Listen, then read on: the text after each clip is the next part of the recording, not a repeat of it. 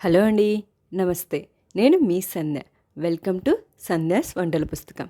ఈరోజు మనం పెసరపప్పు పాయసం ఎలా చేయాలో చూద్దాం. రెగ్యులర్గా చేసుకునే పాయసం కాకుండా ఒకసారి పెసరపప్పుతో ట్రై చేయండి. చాలా టేస్టీగా, హెల్తీగా ఉంటుంది.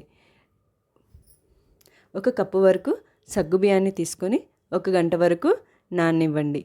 ఇలా నానిపోయిన సగ్గుబియ్యాన్ని ఇంకొక గిన్నెలోకి తీసుకొని 1 గ్లాస్ వరకు వాటర్ని పోసుకొని ఒక 20 నిమిషాల వరకు సగ్గుబియ్యాన్ని ఉడకనివ్వండి. ఈ విధంగా మనం సగ్గుబియ్యాన్ని ఒత్తినప్పుడు మనకి సగ్గుబియ్యం అనేది మెత్తగా అయిపోతుంది. ఇలా సగ్గుబియ్యం అన్నీ ఉడికిపోయిన తర్వాత స్టవ్ ఆఫ్ చేసుకొని పక్కన పెట్టుకోండి. అలాగే 1 కప్పు వరకు పెసరపప్పు తీసుకొని ఫ్లేమ్ అనేది సిమ్లోనే పెట్టుకొని పెసరపప్పుని బాగా వేగనివ్వాలి. పెసరపప్పు అనేది వేగుతున్నప్పుడు మనకి కమ్మటి స్మెల్ వస్తుంది. అలాగే పెసరపప్పు గోల్డెన్ కలర్కి చేంజ్ అయిన తర్వాత స్టవ్ ఆఫ్ చేసుకొని నీళ్లు పోసుకొని శుభ్రంగా 2 సార్లు కడుక్కోవాలి. అలా కడుక్కున్న తర్వాత ఒక కుక్కర్ గిన్నెలోకి తీసుకొని పెసరపప్పుని అలాగే 1 గ్లాస్ వరకు నీళ్లు పోసుకోవాలి. అలా పోసుకున్న తర్వాత కుక్కర్ మూత పెట్టేసి 4 విజిల్స్ వచ్చేంత వరకు పెసరపప్పుని ఉడకనివ్వాలి. అలా 4 విజిల్స్ వచ్చిన తర్వాత స్టవ్ ఆఫ్ చేసుకొని ప్రెషర్ అంతా పోయిన తర్వాత మూత తీసుకొని స్టవ్ వెలిగించి ఒకసారి కలబెట్టుకోండి. పెసరపప్పు అనేవి మెత్తగా అయ్యేంత వరకు ఇలా పప్పు గుత్తి మెదుపుకోవాలి.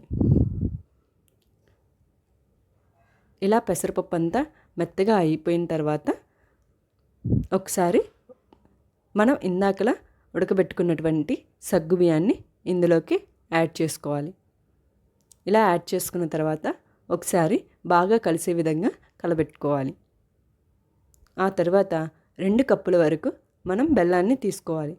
బెల్లం వేసుకున్న తర్వాత ఒకసారి బాగా కలబెట్టుకోండి. బెల్లం మొత్తాన్ని ఉండలు లేకుండా బాగా కరగనివ్వాలి. బెల్లం అంతా కరిగేలోపు మనం ఒక చిటికెడు సాల్ట్ని యాడ్ చేసుకొని ఒకసారి బాగా కలబెట్టుకోవాలి. బెల్లం అంతా కరిగిపోయాక మనం స్టవ్ ఆఫ్ చేసుకొని పక్కన పెట్టుకొని ఉంచుకోవాలి. మరీ వేడిగా కాకుండా గోరువెచ్చగా ఉన్నప్పుడు మనం ఇందులోకి కాచి చల్లార్చినటువంటి 2 కప్పుల వరకు పాలని యాడ్ చేసుకోవాలి. ఇలా పాలని యాడ్ చేసుకున్న తర్వాత ఒకసారి బాగా కలపెట్టుకోవాలి.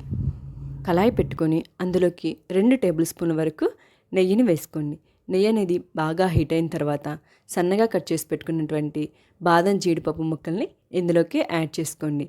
ఇవన్నీ గోల్డెన్ కలర్కి చేంజ్ అయ్యేంత వరకు మనం ఫ్రై చేసుకోవాలి. ఇలా కలర్ చేంజ్ అయిన తర్వాత స్టవ్ ఆఫ్ చేసుకొని ఇందాకలు రెడీగా ఉన్నటువంటి పాయసంలోకి వేసుకొని ఒకసారి బాగా కలబెట్టుకోండి. పెసరపప్పు పాయసం రెడీ. వేడివేడిగా ఉన్నప్పుడు సర్వ్ చేసుకొని తింటే చాలా టేస్టీగా ఉంటుంది. ఒంటికి కూడా చలువ చేస్తుంది. మీరు కూడా ట్రై చేసి ఎలా ఉందో తప్పకుండా నాకు కామెంట్ చేయండి. అలాగే మీకు నచ్చినట్లయితే లైక్ చేయండి. మీ ఫ్రెండ్స్ అండ్ ఫ్యామిలీ మెంబర్స్కి తప్పకుండా షేర్ చేయండి.